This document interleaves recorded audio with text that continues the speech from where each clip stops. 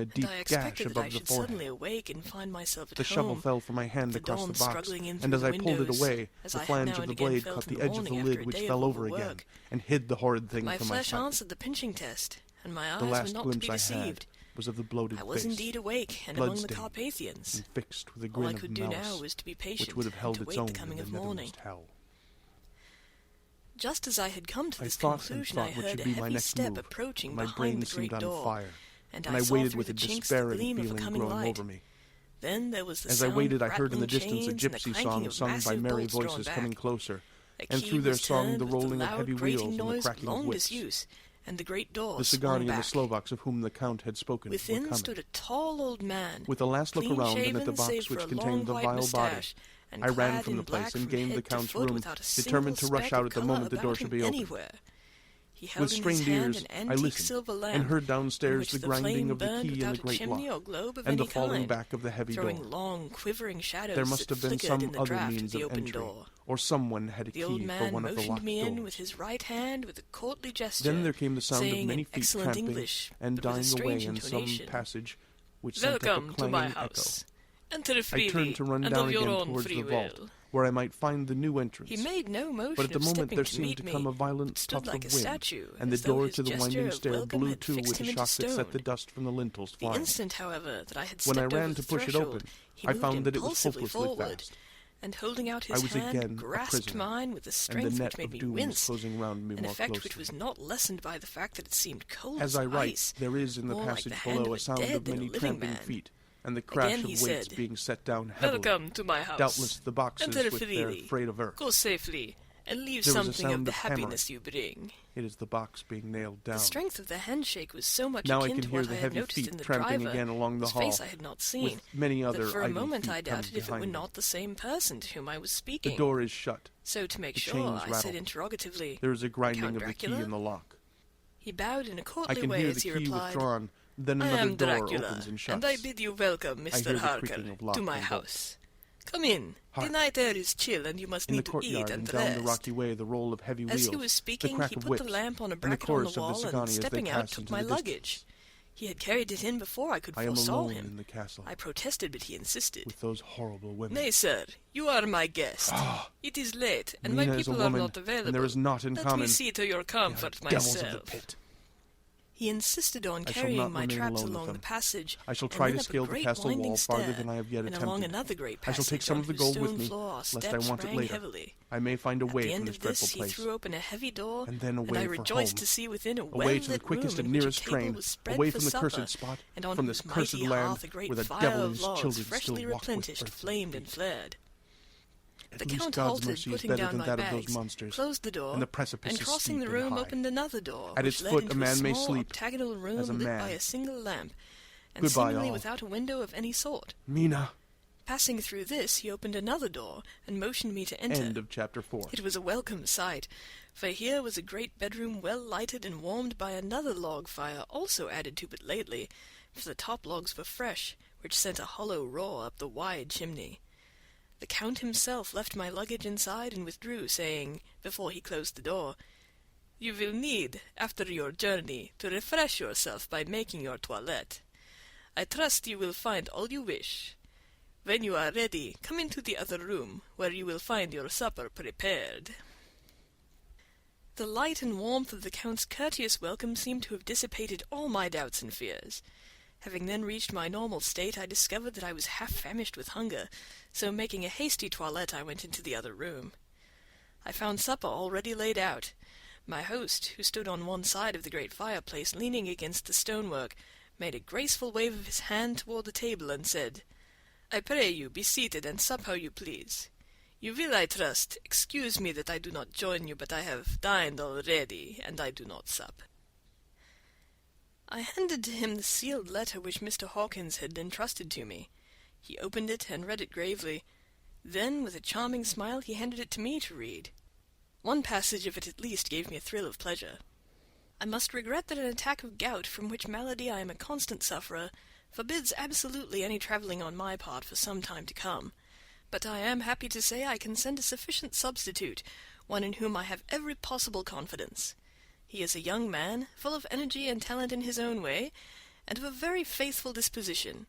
He is discreet and silent, and has grown into manhood in my service. He shall be ready to attend on you when you will during his stay, and shall take your instructions in all matters."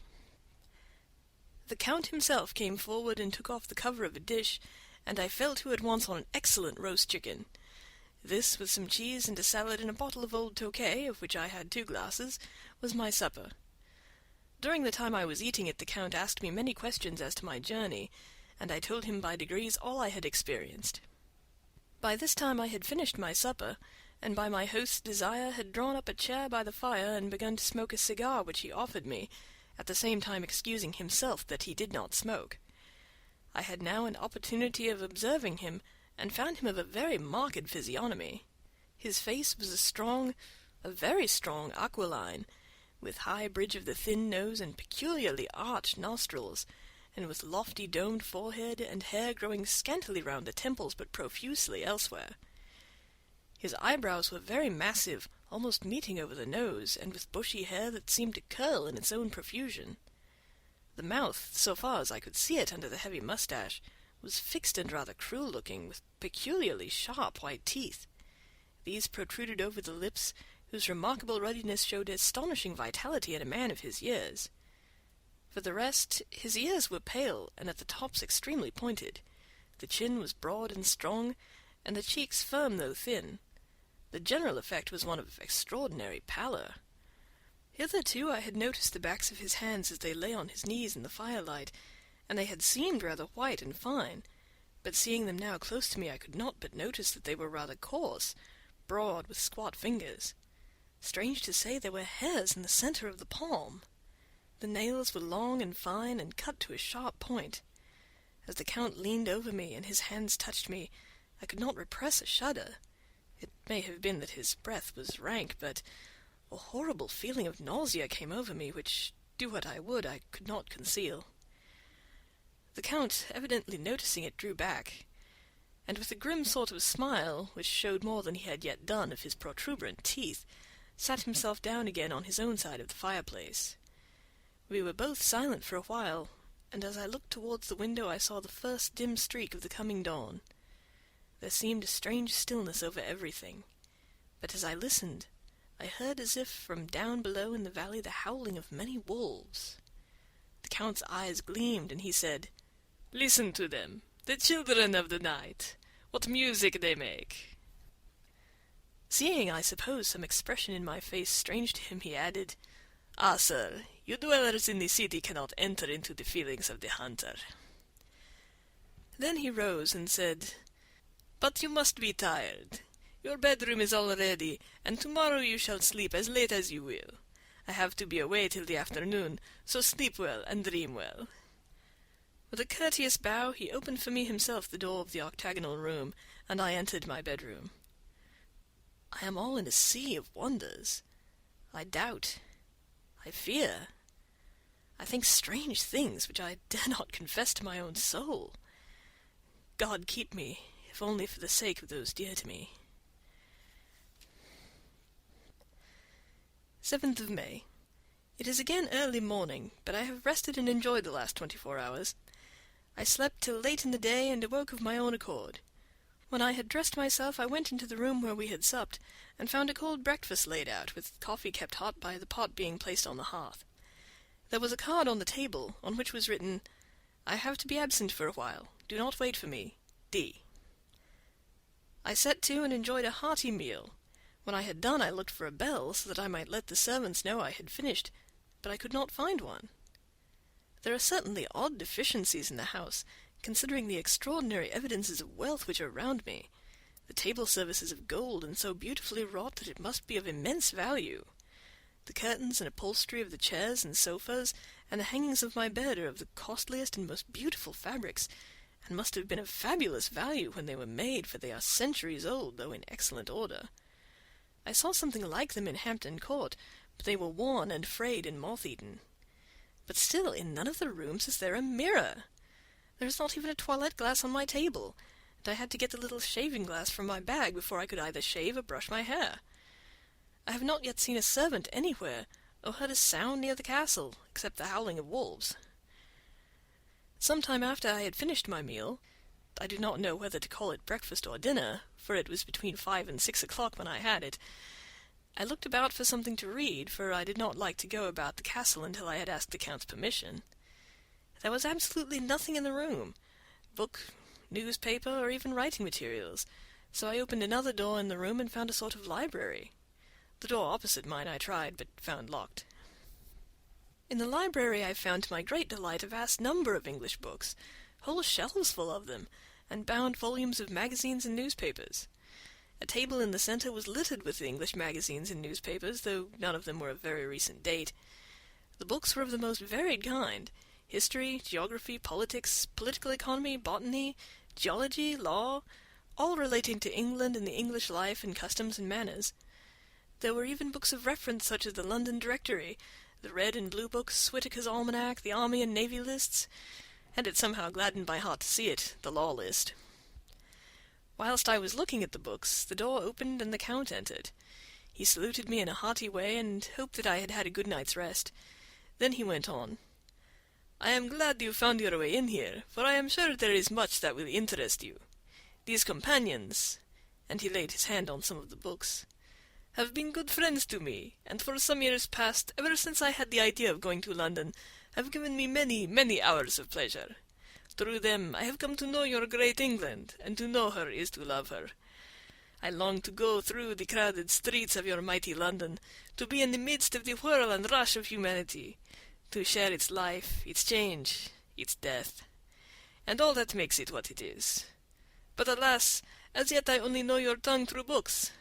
To you, my friend, I look that I know it to speak." "But, Count," I said, "you know and speak English thoroughly." He bowed gravely. "I thank you, my friend, for your all too flattering estimate, but yet I fear I am but a little way on the road I would travel. True, I know the grammar and the words, but yet I know not how to speak them."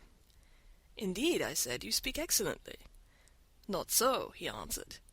"Well, I know that, did I move and speak in your London, none there are who would not know me for a stranger. That is not enough for me. Here I am noble, I am a boyar. The common people know me, and I am master. But a stranger in a strange land, he is no one.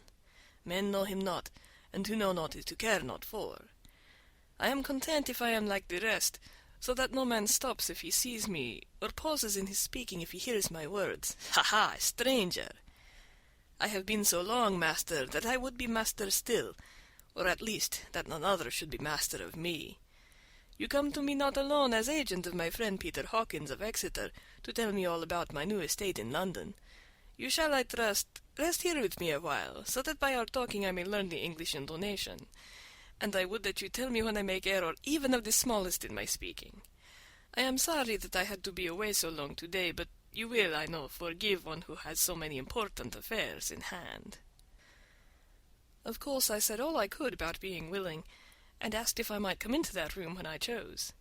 He answered, "Yes, certainly," and added, "You may go anywhere you wish in the castle, except where the doors are locked, where, of course, you will not wish to go. There is reason that all things are as they are, and did you see with my eyes and know with my knowledge, you would perhaps better understand." I said I was sure of this, and then he went on. "We are in Transylvania, and Transylvania is not England. Our ways are not your ways, and there shall be to you many strange things. Nay, from what you have told me of your experiences already, you know something of what strange things there may be." This led to much conversation, and as it was evident that he wanted to talk, if only for talking's sake, I asked him many questions regarding things that had already happened to me or come within my notice. Sometimes he sheered off the subject, or turned the conversation by pretending not to understand, but generally he answered all I asked most frankly. Then, as time went on, and I had got somewhat bolder, I asked him of some of the strange things of the preceding night, as for instance, why the coachman went to the places where he had seen the blue flames. He then explained to me that it was commonly believed that on a certain night of the year, last night in fact, when all evil spirits are supposed to have unchecked sway, a blue flame is seen over any place where treasure has been concealed. "That treasure has been hidden," he went on, "in the region through which you came last night there can be but little doubt, for it was the ground fought over for centuries by the Wallachian, the Saxon, and the Turk. Why, there is hardly a foot of soil in all this region that has not been enriched by the blood of men, patriots or invaders. In the old days there were stirring times, when the Austrian and the Hungarian came up in hordes, and the patriots went out to meet them, men and women, the aged and children too, and waited their coming on the rocks above the passes, that they might sweep destruction on them with their artificial avalanches.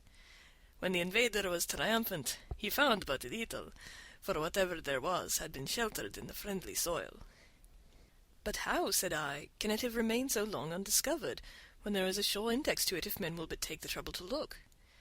The Count smiled, and as his lips ran back over the gums, the long, sharp canine teeth showed out strangely. He answered, "Because your peasant is at heart a coward and a fool. Those flames only appear on one night, and on that night no man of this land will, if he can help it, stir without his doors. And, dear sir, even if he did, he would not know what to do. Why, even the peasant that you tell me of, who marked the place of the flame, would not know where to look in daylight even for his own work. Even you would not, I dare be sworn, be able to find these places again." "There you are right," I said. "I know no more than the dead where even to look for them." Then we drifted on to other matters. "Come," he said at last, "tell me of London, and of the house which you have procured for me." With an apology for my remissness, I went into my own room to get the papers from my bag.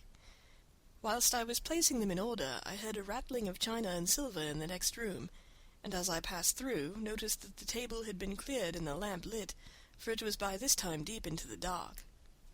The lamps were also lit in the study or library, and I found the Count lying on the sofa reading, of all things in the world, an English Bradshaw's Guide. When I came in, he cleared the books and papers from the table, and with him I went into plans and deeds and figures of all sorts. He was interested in everything, and asked me a myriad questions about the place and its surroundings. He clearly had studied beforehand all he could get on the subject of the neighborhood, for he evidently at the end knew very much more than I did. When I remarked this, he answered, "Well, but my friend, is it not needful that I should? When I go there, I shall be all alone, and my friend Harker Jonathan, nay, pardon me, I fall into my country's habit of putting your patronymic first. My friend Jonathan Harker will not be by my side to correct and aid me. He will be in Exeter, miles away, probably working at papers of the law with my other friend Peter Hawkins. So?" We went thoroughly into the business of the purchase of the estate at Purfleet. When I had told him the facts, and got his signature to the necessary papers, and had written a letter with them ready to post to Mr. Hawkins, he began to ask me how I had come across so suitable a place. I read to him the notes which I had made at the time, and which I inscribe here. At Purfleet, on a by-road, I came across just such a place as seemed to be required, and where there was displayed a dilapidated notice that the place was for sale. It was surrounded by a high wall of ancient structure, built of heavy stones, and has not been repaired for a large number of years. The closed gates are of heavy old oak and iron, all eaten with rust. The estate is called Carfax, no doubt a corruption of the old quatre face, as the house is four-sided, agreeing with the cardinal points of the compass. It contains in all some 20 acres, quite surrounded by the solid stone wall above mentioned. There are many trees on it, which make it in places gloomy, and there is a deep, dark-looking pond, a small lake, evidently fed by some springs, as the water is clear and flows away in a fair-sized stream. The house is very large, and of all periods back, I should say to medieval times, for one part is of stone immensely thick, with only a few windows high up and heavily barred with iron. It looks like part of a keep, and is close to an old chapel or church. I could not enter it, as I had not the key of the door leading to it from the house, but I have taken with my kodak views of it from various points. The house had been added to, but in a very straggling way, and I can only guess at the amount of ground it covers, which must be very great. There are but few houses close at hand, one being a very large house only recently added to and formed into a private lunatic asylum. It is not, however, visible from the grounds. When I had finished, he said, "I am glad that it is old and big. I myself am of an old family, and to live in a new house would kill me. A house cannot be made habitable in a day, and after all, how few days go to make up a century. I rejoice also that there is a chapel of old times. We Transylvanian nobles love not to think that our bones may lie amongst the common dead. I seek not gaiety nor mirth, not the bright voluptuousness of much sunshine and sparkling waters which please the young and gay. I am no longer young, and my heart, through weary years of mourning over the dead, is attuned to mirth. Moreover, the walls of my castle are broken. The shadows are many, and the wind breathes cold through the broken battlements and casements. I love the shade and the shadow, and would be alone with my thoughts when I may." Somehow his words and his look did not seem to accord, or else it was that the cast of his face made his smile look malignant and saturnine. Presently, with an excuse, he left me, asking me to pull my papers together. He was some little time away, and I began to look at some of the books around me. One was an atlas, which I found open naturally to England, as if that map had been much used. On looking at it, I found in certain places little rings marked, and on examining these, I noticed that one was near London on the east side, manifestly where his new estate was situated. The other two were at Exeter, and Whitby on the Yorkshire coast. It was the better part of an hour when the Count returned. "Aha!" he said. "Still at your books? Good. But you must not work always. Come, I am informed that your supper is ready." He took my arm, and we went into the next room, where I found an excellent supper ready on the table. The Count again excused himself, as he had dined out on his being away from home, but he sat as on the previous night, and chatted whilst I ate. After supper I smoked as on the last evening, and the Count stayed with me, chatting and asking questions on every conceivable subject, hour after hour. I felt that it was getting very late indeed, but I did not say anything, for I felt under obligation to meet my host's wishes in every way. I was not sleepy, as the long sleep yesterday had fortified me, but I could not help experiencing that chill which comes over one at the coming of the dawn, which is like, in its way, the turn of the tide. They say that people who are near death die generally at the change to dawn or at the turn of the tide. Anyone who has, when tired, and tied as it were to his post, experienced this change in the atmosphere can well believe it. All at once we heard the crow of the cock coming up with preternatural shrillness through the clear morning air. Count Dracula, jumping to his feet, said, "Why, there is the morning again! How remiss I am to let you stay up so long! You must make your conversation regarding my dear new country of England less interesting, so that I may not forget how time flies by us." And with a courtly bow he quickly left me. I went into my room and drew the curtains, but there was little to notice. My window opened into the courtyard. All I could see was the warm grey of the quickening sky. So I pulled the curtains again, and have written of this day. 8th of May. I began to fear as I wrote in this book that I was getting too diffuse, but now I am glad that I went into detail from the first, for there is something so strange about this place and all in it that I cannot but feel uneasy. I wish I was safe out of it, or that I had never come. It may be that this strange night existence is telling on me, but would that that were all! If there were anyone to talk to I could bear it, but there is no one. I have only the Count to speak with, and he... I fear I am myself the only living soul within the place. Let me be prosaic so far as facts can be. It will help me to bear up, and imagination must not run riot with me. If it does, I am lost. Let me say at once how I stand, or seem to. I only slept a few hours when I went to bed, and feeling that I could not sleep any more, got up. I had hung my shaving-glass by the window, and was just beginning to shave. Suddenly I felt a hand on my shoulder, and heard the Count's voice saying to me, "Good morning." I started, for it amazed me that I had not seen him, since the reflection of the glass covered the whole room behind me. In starting I had cut myself slightly, but did not notice it at the moment. Having answered the Count's salutation, I turned to the glass again to see how I had been mistaken. This time there could be no error, for the man was close to me, and I could see him over my shoulder, but there was no reflection of him in the mirror. The whole room behind me was displayed, but there was no sign of a man in it, except myself. This was startling, and coming on top of so many strange things, was beginning to increase that vague feeling of uneasiness which I always have when the Count is near. But at the instant I saw that the cut had bled a little, and the blood was trickling over my chin. I laid down the razor, turning as I did so half round to look for some sticking plaster.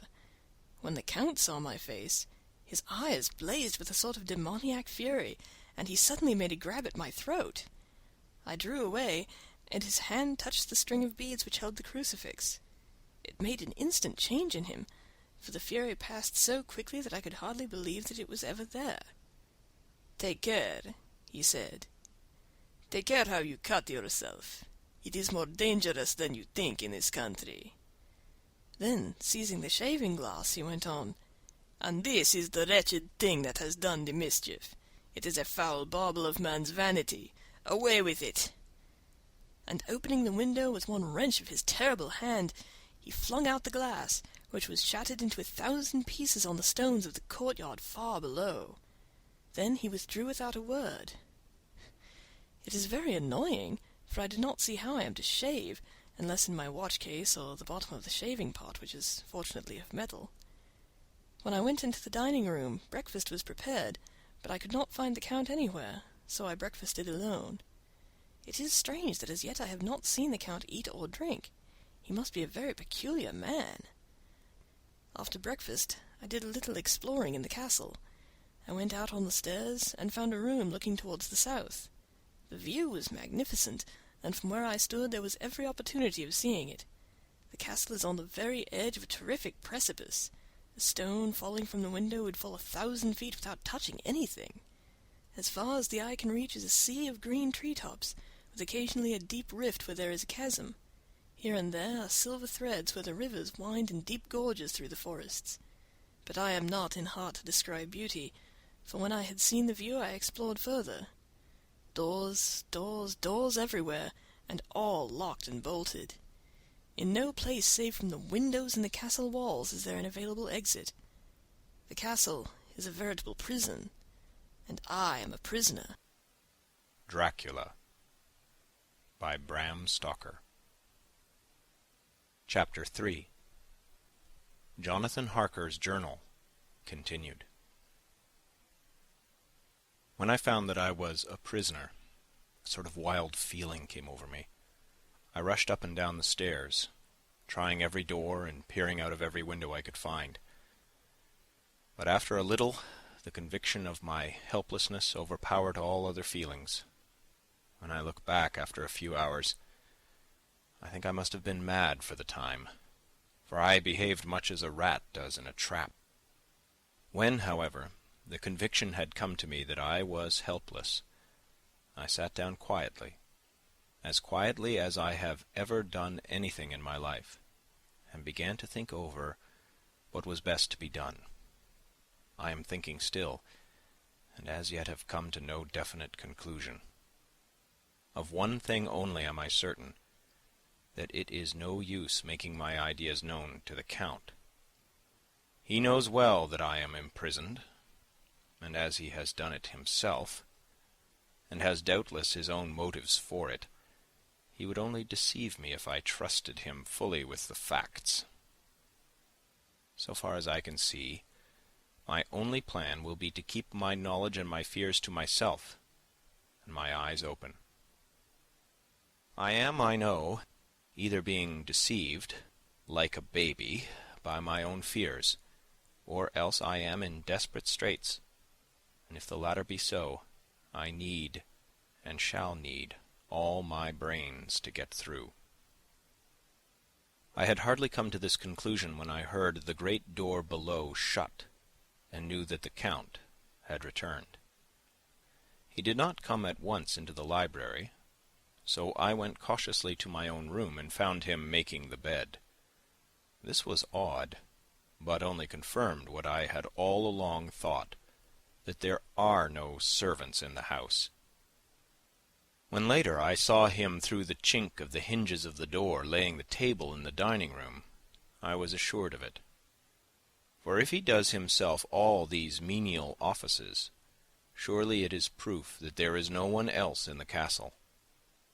It must have been the Count himself who was the driver of the coach that brought me here. This is a terrible thought. For if so, what does it mean that he could control the wolves as he did, by only holding up his hand for silence? How was it that all the people at Bistritz and on the coach had some terrible fear for me? What meant the giving of the crucifix, of the garlic, of the wild rose, of the mountain ash? Bless that good, good woman who hung the crucifix round my neck, for it is a comfort and a strength to me whenever I touch it. It is odd that a thing which I have been taught to regard with disfavour and as idolatrous should in a time of loneliness and trouble be of help. Is it that there is something in the essence of the thing itself, or that it is a medium, a tangible help, in conveying memories of sympathy and comfort? Sometime, if it may be, I must examine this matter and try to make up my mind about it. In the meantime, I must find out all I can about Count Dracula, as it may help me to understand. Tonight he may talk of himself, if I turn the conversation that way. I must be very careful, however, not to awake his suspicion. Midnight. I've had a long talk with the Count. I asked him a few questions on Transylvania history, and he warmed up to the subject wonderfully.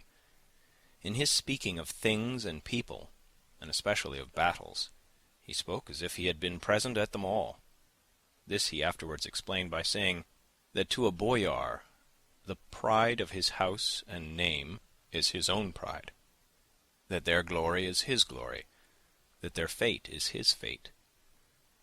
Whenever he spoke of his house, he always said we, and spoke almost in the plural, like a king speaking. I wish I could put down all he said exactly as he said it, for to me it was most fascinating. It seemed to have in it a whole history of the country. He grew excited as he spoke, and walked about the room pulling his great white moustache, and grasping anything on which he laid his hands, as though he would crush it by main strength. One thing he said, which I shall put down as nearly as I can, for it tells in its way the story of his race. We Zerklis have a right to be proud, for in our veins flows the blood of many brave races who fought as the lion fights for lordship. Here, in the whirlpool of European races, the Ugric tribe bore down from Iceland the fighting spirit which Thor and Woden gave them, which their berserkers displayed to such fell intent on the seaboards of Europe, aye, and of Asia and Africa too, till the peoples thought that the werewolves themselves had come. Here too, when they came, they found the Huns, whose warlike fury had swept the earth like a living flame, till the dying peoples held it in their veins, ran the blood of those old witches, who expelled from Scythia had mated with the devils in the desert. Fools! Fools! What devil or what witch was ever so great as Attila, whose blood is in these veins? He held up his arms. Is it a wonder that we were a conquering race, that we were proud, that when the Magyar, the Lombard, the Avar, the Bulgar, or the Turk poured his thousands on our frontiers, that we drove them back? Is it strange that when Arpad and his legions swept through the Hungarian fatherland, he found us here when he reached the frontier, that the Honfoglalas was completed there, and when the Hungarian flood swept eastward, the Zekelis were claimed as kindred by the victorious Magyars, and to us for centuries was trusted the guarding of the frontier of Turkeyland. Aye, and more than that, endless duty of the frontier guard, for as the Turks say, water sleeps, and the enemy is sleepless. Who more gladly than we throughout the 4 nations received the bloody sword, or at its warlike call flocked quicker to the standard of the king? When was redeemed that great shame of my nation, the shame of Kosovo, when the flags of the Valak and the Magyar went down beneath the crescent? Who was it but one of my own race, who as voivod crossed the Danube and beat the Turk on his own ground? This was a Dracula indeed.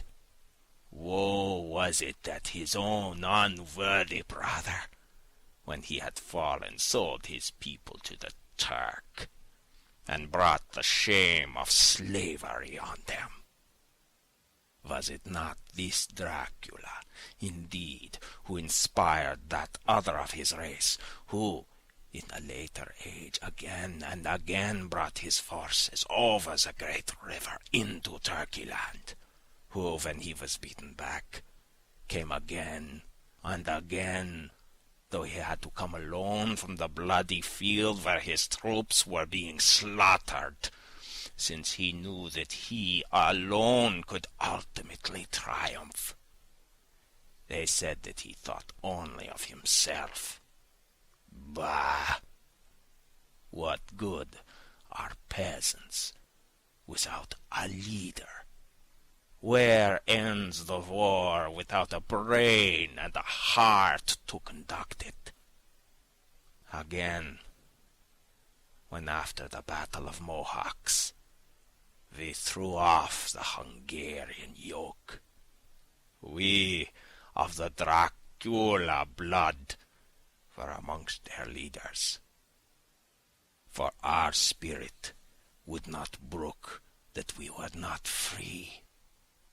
Ah, young sir, the Zekalis and the Dracula, as their heart's blood, their brains and their swords, can boast a record that mushroom growths like the Habsburgs and the Romanovs could never reach. The warlike days are over. Blood is too precious a thing in these days of dishonorable peace, and the glories of the great races are as a tale that is told. It was by this time close on morning, and we went to bed. Memorandum. This diary seems horribly like the beginning of the Arabian Nights, for everything has to break off at cock-crow, or like the ghost of Hamlet's father. 12th of May. Let me begin with facts. Bare, meager facts, verified by books and figures, and of which there can be no doubt. I must not confuse them with experiences, which will have to rest on my own observation or my memory of them. Last evening, when the Count came from his room, he began by asking me questions on legal matters, and on the doings of certain kinds of business. I had spent the day wearily over books, and, simply to keep my mind occupied, went over some of the matters I had been examined in at Lincoln's Inn. There was a certain method in the Count's inquiries, so I shall try to put them down in sequence. The knowledge may somehow, or some time, be useful to me. First, he asked if a man in England might have 2 solicitors or more. I told him he might have a dozen if he wished, but that it would not be wise to have more than 1 solicitor engaged in one transaction, as only one could act at a time, and that to change would be certain to militate against his interest. He seemed thoroughly to understand, and went on to ask if there would be any practical difficulty in having one man to attend, say, to banking, and another to look after shipping, in case local help were needed in a place far from home of the banking solicitor. I asked him to explain more fully, so that I might not by any chance mislead him, so he said, I shall illustrate. Your friend and mine, Mr. Peter Hawkins, from under the shadow of your beautiful cathedral at Exeter, which is far from London, buys for me through your good self my place at London. Now here let me say frankly, lest you should think it strange that I have sought the services of one so far off from London instead of someone resident there, that my motive was that no local interest might be served save my wish only, and as one of London residents might perhaps have some purpose of himself or friend to serve. I went thus afield to seek my agent, whose labor should be only to my interest. Now, suppose I, who have much of affairs, wish to ship goods, say, to Newcastle or Durham or Harwich or Dover. Might it not be that it could be with more ease be done by consigning to one in these ports? I answered that certainly it would be most easy, but that we solicitors had a system of agency, one for the other, so that local work could be done locally on instruction from any solicitor, so that the client, simply by placing himself in the hands of one man, could have his wishes carried out by him without further trouble. But, said he, I could be at liberty to direct myself. Is it not so? Of course, I replied, and such is often done by men of business, who do not like the whole of their affairs to be known by any one person. Good, he said, and then went on to ask about the means of making consignments and the forms to be gone through, and of all sorts of difficulties which might arise, but by forethought could be guarded against. I explained all these things to him to the best of my ability, and he certainly left me under the impression that he would have made a wonderful solicitor, for there was nothing that he did not think of or foresee. For a man who was never in the country, and who did not evidently do much in the way of business, his knowledge and acumen were wonderful. When he had satisfied himself on these points on which he had spoken, and I had verified all as well as I could by the books available, he suddenly stood up and said, Have you written, since your first letter, to our friend Mr. Peter Hawkins, or to any other? It was with some bitterness in my heart that I answered that I had not, that as yet I had not seen any opportunity of sending letters to anybody. Then write now, my young friend, he said, laying a heavy hand on my shoulder. Write to our friend, and to any other, and say, if it will please you, that you shall stay with me until a month from now. Do you wish me to stay so long? I asked, for my heart grew cold at the thought. I desire it much. Nay, I will take no refusal. When your master, employer, what you will, engaged that someone should come on his behalf, it was understood that my needs only were to be consulted. I have not stinted. Is it not so? What could I do but bow acceptance? It was Mr. Hawkins' interest, not mine, and I had to think of him, not myself, and besides, while Count Dracula was speaking, there was that in his eyes and in his bearing which made me remember that I was a prisoner, and that if I wished it, I could have no choice. The Count saw his victory in my bow, and his mastery in the trouble of my face, for he began at once to use them, but in his own smooth, resistless way. I pray you, my good young friend, that you will not discourse of things other than business in your letters. It will doubtless please your friends to know that you are well, and that you look forward to getting home to them. Is it not so?" As he spoke, he handed me 3 sheets of notepaper and 3 envelopes. They were all of the thinnest foreign post. And looking at them, then at him, and noticing his quiet smile, with the sharp canine teeth lying over the red underlip, I understood as well as if he had spoken that I should be more careful what I wrote, for he would be able to read it. So I determined to write only formal notes now, but to write fully to Mr. Hawkins in secret, and also to Mina, for to her I could write shorthand which would puzzle the Count, if he did see it. When I had written my 2 letters, I sat quiet, reading a book, whilst the Count wrote several notes, referring as he wrote them to some books on his table. Then he took up my 2, and placed them with his own, and put by his writing materials, after which, the instant the door had closed behind him, I leaned over and looked at the letters, which were face down on the table. I felt no compunction in doing so, for under the circumstances I felt that I should protect myself in every way I could. One of the letters was directed to Samuel F. Billington, No. 7, The Crescent, Whitby, another to Herr Leutner, Varna. The third was to Coutts and Company, London, and the fourth to Herren Klopstock and Billruth, bankers, Budapest. The second and fourth were unsealed. I was just about to look at them when I saw the door-handle move. I sank back in my seat, having just had time to resume my book before the Count, holding still another letter in his hand, entered the room. He took up the letters on the table and stamped them carefully, and then turning to me, said, "I trust you will forgive me, but I have much work to do in private this evening.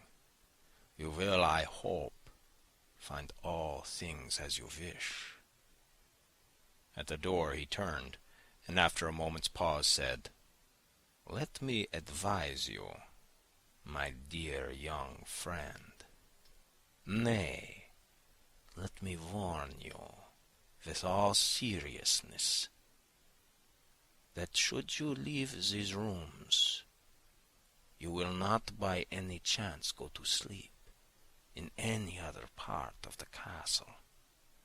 It is old, and has many memories, and there are bad dreams for those who sleep unwisely. Be warned. Should sleep now, or ever overcome you, or be like to do, then haste to your own chamber or to these rooms, for your rest will then be safe. But if you be not careful in this respect, then—" He finished his speech in a gruesome way, for he motioned with his hands as if he were washing them. I quite understood. My only doubt was as to whether any dream could be more terrible than the unnatural, horrible net of gloom and mystery which seemed closing around me. Later, I endorse the last words written, but this time there is no doubt in question. I shall not fear to sleep in any place where he is not. I have placed the crucifix over the head of my bed. I imagine that my rest is thus freer from dreams, and there it shall remain. When he left me, I went to my room. After a little while, not hearing any sound, I came out, and went up the stone stair to where I could look out towards the south. There was some sense of freedom in the vast expanse, inaccessible though it was to me, as compared with the narrow darkness of the courtyard. Looking out on this, I felt that I was indeed in prison, and I seemed to want a breath of fresh air, though it were of the night. I am beginning to feel this nocturnal existence tell on me. It is destroying my nerve. I start at my own shadow, and am full of all sorts of horrible imaginings. God knows that there is ground for my terrible fear in this accursed place. I looked out over the beautiful expanse, bathed in soft yellow moonlight, till it was almost as light as day. In the soft light, the distant hills became melted, and the shadows in the valleys and gorges of velvety blackness. The mere beauty seemed to cheer me. There was peace and comfort in every breath I drew. As I leaned from the window, my eye was caught by something moving a story below me and somewhat to my left, where I imagined, from the order of the rooms, that the windows of the Count's own room would look out. The window at which I stood was tall and deep, stone-mullioned, and though weather-worn, was still complete. But it was evidently many a day since the case had been there. I drew back behind the stonework and looked carefully out. What I saw was the Count's head coming out from the window. I did not see the face, but I knew the man by the neck and the movement of his back and arms. In any case, I could not mistake the hands, which I had many opportunities of studying. I was at first interested and somewhat amused, for it is wonderful how small a matter will interest and amuse a man when he is a prisoner. But my very feelings changed to repulsion and terror when I saw the whole man slowly emerge from the window and begin to crawl down the castle wall over the dreadful abyss, face down, with his cloak spreading out around him like great wings. At first I could not believe my eyes. I thought it was some trick of the moonlight, some weird effect of shadow. But I kept looking, and it could be no delusion. I saw the fingers and toes grasp the corners of the stones, worn clear of the mortar by the stress of years, and by thus using every projection and inequality, move downwards with considerable speed, just as a lizard moves along a wall. What manner of man is this? Or what manner of creature is it in the semblance of man? I feel the dread of this horrible place overpowering me. I am in fear, in awful fear, and there is no escape for me. I am encompassed about with terrors that I dare not think of. 15th of May. Once more I have seen the Count go out in his lizard fashion. He moved downwards in a sidelong way, some 100 feet down, and a good deal to the left. He vanished into some hole or window. When his head had disappeared, I leaned out to try and see more, but without avail. The distance was too great to allow a proper angle of sight. I knew he had left the castle now, and thought to use the opportunity to explore more than I had dared to do as yet. I went back to the room, and taking a lamp, tried all the doors. They were all locked, as I had expected, and the locks were comparatively new. But I went down the stone stairs to the hall where I had entered originally. I found I could pull back the bolts easily enough and unhook the great chains. But the door was locked, and the key was gone.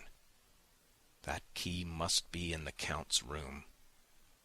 I must watch, should his door be unlocked, so that I may get it and escape. I went on to make a thorough examination of the various stairs and passages, and to try the doors that opened from them. 1 or 2 small rooms near the hall were open, but there was nothing to see in them except old furniture, dusty with age and moth-eaten. At last, however, I found one door at the top of the stairway which, though it seemed locked, gave a little under pressure. I tried it harder, and found that it was not really locked, but that the resistance came from the fact that the hinges had fallen somewhat, and the heavy door rested on the floor. Here was an opportunity which I might not have again, so I exerted myself, and with many efforts forced it back so that I could enter. I was now in a wing of the castle further to the right than the rooms I knew, and a story lower down. From the windows I could see that the suite of rooms lay along to the south of the castle, the windows of the end room looking out both west and south.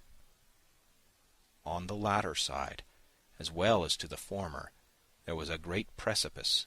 The castle was built on the corner of a great rock, so that on 3 sides it was quite impregnable, and great windows were placed here, where sling or bow or culverin could not reach, and consequently light and comfort, impossible to a position which had to be guarded, were secured. To the west was a great valley, and then rising far away, great jagged mountain fastnesses, rising peak on peak, the sheer rock studded with mountain ash and thorn, whose roots clung in cracks and crevices and crannies of the stone. This was evidently the portion of the castle occupied by the ladies in bygone days, for the furniture had more an air of comfort than any I had seen.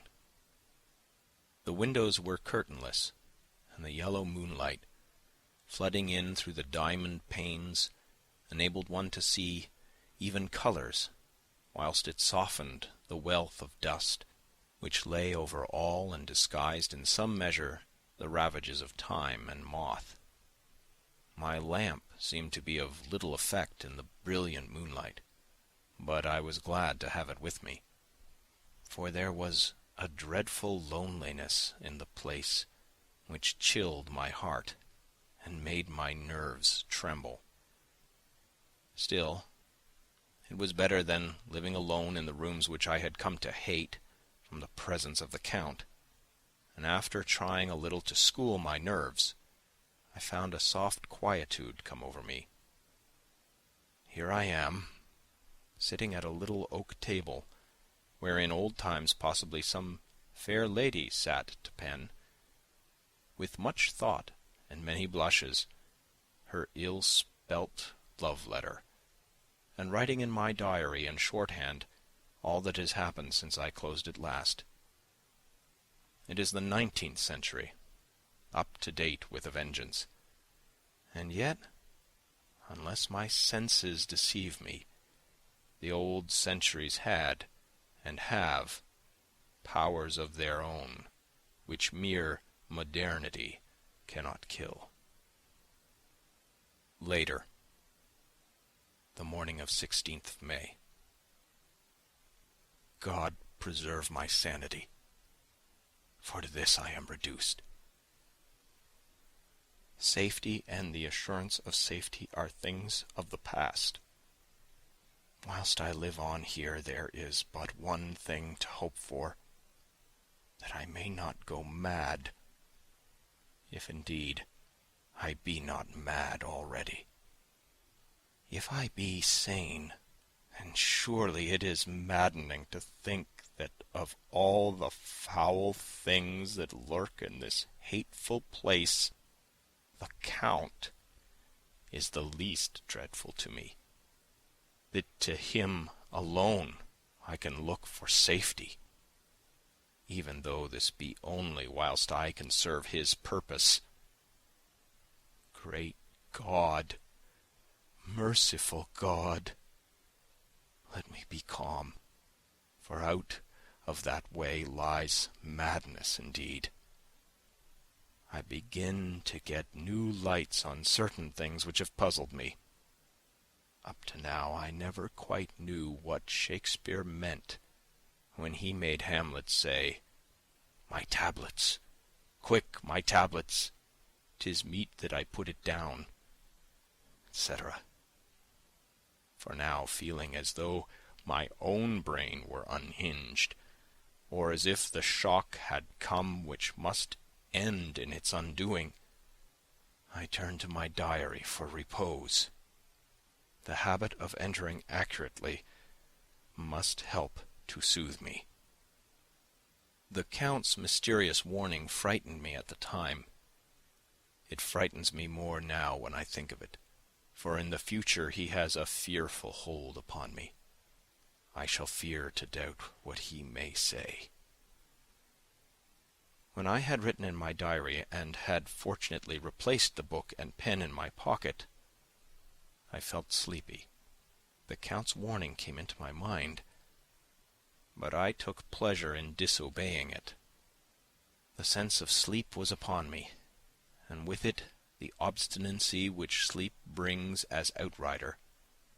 The soft moonlight soothed, and the wide expanse without gave a sense of freedom which refreshed me. I determined not to return tonight to the gloom-haunted rooms, but to sleep here, where of old ladies had sat and sung and lived sweet lives, whilst their gentle breasts were sad for their menfolk away in the midst of remorseless wars. I drew a great couch out of its place near the corner, so that as I lay, I could look at the lovely view to east and south, and unthinking of and uncaring for the dust, compose myself for sleep. I suppose I must have fallen asleep. I hope so, but I fear, for all that followed was startlingly real, so real that now sitting here in the broad, full sunlight of the morning, I cannot in the least believe that it was all sleep. I was not alone. The room was the same, unchanged in any way since I came into it. I could see along the floor, in the brilliant moonlight, my own footsteps marked where I had disturbed the long accumulation of dust. In the moonlight opposite me were 3 young women, ladies by their dress and manner. I thought at the time that I must be dreaming when I saw them. They threw no shadow on the floor. They came close to me, and looked at me for some time, and then whispered together. 2 were dark, and had high aquiline noses, like the Count, and great, dark, piercing eyes, that seemed to be almost red when contrasted with the pale yellow moon. The other was fair as can be, with great masses of golden hair, and eyes like pale sapphires. I seemed somehow to know her face, and to know it in connection with some dreamy fear, but I could not recollect at the moment how or where. All 3 had brilliant white teeth that shone like pearls against the ruby of their voluptuous lips. There was something about them that made me uneasy, some longing, at the same time some deadly fear. I felt in my heart a wicked, burning desire that they would kiss me with those red lips. It is not good to note this down, lest some day it should meet Mina's eyes and cause her pain, but it is the truth. They whispered together, and then they all 3 laughed. Such a silvery, musical laugh, but as hard as though the sound never could have come through the softness of human lips. It was like the intolerable tingling sweetness of water glasses when played on by a cunning hand. The fair girl shook her head coquettishly, and the other two urged her on. One said, "Go on. You are the first. We shall follow. Yours is the right to begin." The other added, "He is young and strong. There are kisses for us all." I lay quiet, looking out from under my eyelashes in an agony of delightful anticipation. The fair girl advanced and bent over me till I could feel the movement of her breath upon me. Sweet it was in one sense, honey sweet, and sent the same tingling through the nerves as her voice, but with a bitter underlying the sweet, a bitter offensiveness as one smells in blood. I was afraid to raise my eyelids, but looked out and saw perfectly under the lashes. The girl went on her knees and bent over me, simply gloating.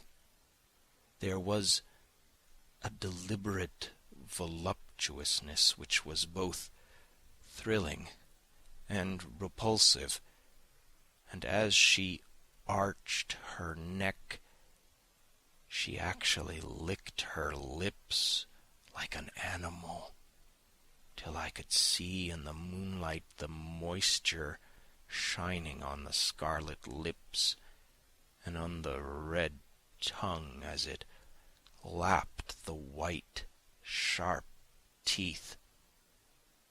Lower and lower went her head, as the lips went below the range of my mouth and chin, and seemed to fasten on my throat. Then she paused, and I could hear the churning sound of her tongue as it licked her teeth and lips, and I could feel the hot breath on my neck. Then the skin of my throat began to tingle, as one's flesh does when the hand that is to tickle it approaches nearer, nearer. I could feel the soft, shivering touch of the lips on the super-sensitive skin of my throat, and the hard dents of two sharp teeth just touching and pausing there. I closed my eyes in languorous ecstasy and waited with beating heart. But at that instant, another sensation swept through me as quick as lightning. I was conscious of the presence of the Count, and of his being, as if I lapped in a storm of fury. As my eyes opened involuntarily, I saw his strong hand grasp the slender neck of the fair woman, and with giant's power draw it back, the blue eyes transformed with fury, the white teeth champing with rage, and the fair cheeks blazing red with passion. But the Count! Never did I imagine such wrath and fury, even to the demons of the pit. His eyes were positively blazing. The red light in them was lurid, as if the flames of hellfire blazed behind them. His face was deathly pale, and the lines of it were hard like drawn wires. The thick eyebrows that met over the nose now seemed like a heaving bar of white-hot metal. With a fierce sweep of his arm he hurled the woman from him, and then motioned to the others as though he were beating them back. It was the same imperious gesture that I had seen used to the wolves. In a voice which, though low and almost in a whisper, seemed to cut through the air and then ring in the room, he said, "How dare you touch him, any of you? How dare you cast eyes on him when I have forbidden it? Back, I tell you all. This man belongs to me. Beware how you meddle with him, or you'll have to deal with me." The fair girl, with a laugh of ribald coquetry, turned to answer him. "You yourself never loved. You never love." On this the other women joined, and such a mirthless, hard, soulless laughter rang through the room that it almost made me faint to hear. It seemed like the pleasure of fiends. Then the Count turned, after looking at my face attentively, and said in a soft whisper, "Yes, I too can love. You yourselves can tell it from the past. Is it not so? Well, now I promise you that when I am done with him, you shall kiss him at your will. Now go, go. I must awaken him, for there is work to be done." "Are we to have nothing tonight?" said one of them, with a low laugh, as she pointed to the bag which he had thrown upon the floor, and which moved as though there were some living thing within it. For answer, he nodded his head. One of the women jumped forward and opened it. If my ears did not deceive me, there was a gasp and a low wail as of a half-smothered child. The women closed round, whilst I was aghast with horror. But as I looked, they disappeared, and with them that dreadful bag. There was no door near them, and they could not have passed me without my noticing. They simply seemed to fade into the rays of the moonlight and pass out through the window, for I could see outside the dim, shadowy forms for a moment before they entirely faded away. Then the horror overcame me, and I sank down unconscious. End of chapter 3. Dracula by Bram Stoker. Chapter 4. Jonathan Harker's journal continued. I awoke in my bed. If it be that I had not dreamt, the Count must have carried me here. I tried to satisfy myself on the subject, but could not arrive at any unquestionable result. To be sure, there were certain small evidences, such as that my clothes were folded and laid by in a manner which was not my habit. My watch was still unwound, and I am rigorously accustomed to wind it the last thing before going to bed, and many such details. But these things are no proof, for they may have been evidences that my mind was not as usual, and for some cause or another I had certainly been much upset. I must watch for proof. Of one thing I am glad. If it was that the Count carried me here and undressed me, he must have been hurried in his task, for my pockets are intact. I am sure this diary would have been a mystery to him which he would not have brooked. He would have taken or destroyed it. As I look round this room, although it has been to me so full of fear, it is now a sort of sanctuary, for nothing can be more dreadful than those awful women who are waiting to suck my blood. 18th of May. I have been down to look at that room again in daylight, for I must know the truth. When I got to the doorway at the top of the stairs, I found it closed. It had been so forcibly driven against the jamb that part of the woodwork was splintered. I could see that the bolt of the lock had not been shot, but the door is fastened from the inside. I fear it was no dream, and must act on this surmise. 19th of May. I am surely in the toils. Last night the Count asked me in the suavest tones to write 3 letters, one saying that my work here was nearly done, and that I should start for home within a few days. Another that I was starting on the next morning from the time of the letter, and the third that I had left the castle and arrived at Bistritz. I would fain have rebelled, but felt that in the present state of things it would be madness to quarrel openly with the Count, whilst I am so absolutely in his power. And to refuse would be to excite his suspicion, and to arouse his anger. He knows that I know too much, and that I must not live, lest I be dangerous to him. My only chance is to prolong my opportunities.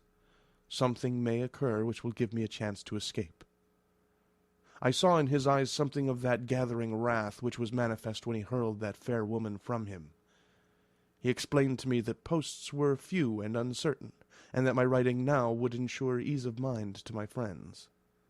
And he assured me with so much impressiveness that he would countermand the later orders, which would be held over at Bistritz until due time in case chance would admit of my prolonging my stay, that to oppose him would have been to create new suspicion.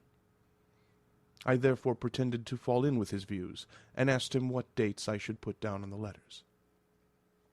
He calculated a minute, and then said, "The first should be June 12th, the second June 19th, and the third June 29th. I know now the span of my life. God help me." 28th of May. There is a chance of escape, or at any rate of being able to send word home. A band of Sagani have come to the castle, and are encamped in the courtyard. These are gypsies. I have notes of them in my book. They are peculiar to this part of the world, though allied to the ordinary gypsies all the world over. There are thousands of them in Hungary and Transylvania, who are almost outside all law. They attach themselves as a rule to some great noble or boyar, and call themselves by his name. They are fearless and without religion, save superstition, and they talk only their own varieties of the Romany tongue. I shall write some letters home, and shall try to get them to have them posted. I have already spoken to them through my window to begin acquaintanceship. They took their hats off and made obeisance and many signs, which, however, I could not understand any more than I could their spoken language. I have written the letters. Mina's is in shorthand, and I simply ask Mr. Hawkins to communicate with her. To her I have explained my situation, but without the horrors which I may only surmise. It would shock and frighten her to death were I to expose my heart to her. Should the letters not carry, then the Count shall not yet know my secret, or the extent of my knowledge. I have given the letters. I threw them through the bars of my window with a gold piece, and made what signs I could to have them posted. The man who took them pressed them to his heart, and bowed, and then put them in his cap. I could do no more. I stole back to the study and began to read. As the Count did not come in, I have written here, "The Count has come." He sat down beside me and said in his smoothest voice, as he opened 2 letters, The Sagani has given me these, of which, though I know not whence they come, I shall, of course, take care. See, he must have looked at it. One is from you, and to my friend Peter Hawkins. The other—" Here he caught sight of the strange symbols as he opened the envelope, and the dark look came into his face, and his eyes blazed wickedly. "The other is a vile thing, an outrage upon friendship and hospitality. It is not signed. Well, so it cannot matter to us." And he calmly held letter and envelope in the flame of the lamp, till they were consumed. Then he went on, "The letter to Hawkins that I shall, of course, send on, since it is yours. Your letters are sacred to me. Your pardon, my friend, that unknowingly I did break the seal. Will you not cover it again?" He held out the letter to me, and with a courteous bow, handed me a clean envelope. I could only redirect it and hand it to him in silence. When he went out of the room, I could hear the key turn softly. A minute later, I went over and tried it, and the door was locked. When, an hour or two after, the Count came quietly into the room, his coming awakened me, for I had gone to sleep on the sofa. He was very courteous and very cheery in his manner, and seeing that I had been sleeping, he said, "So, my friend, you are tired. Get to bed. There is the surest rest. I may not have the pleasure of talk tonight, since there are many labours to me. But you will sleep, I pray." I passed to my room and went to bed, and, strange to say, slept without dreaming. Despair has its own calms. 31st of May. This morning when I woke, I thought I would provide myself with some papers and envelopes from my bag and keep them in my pocket, so that I might write in case I should get an opportunity. But again, a surprise. Again, a shock.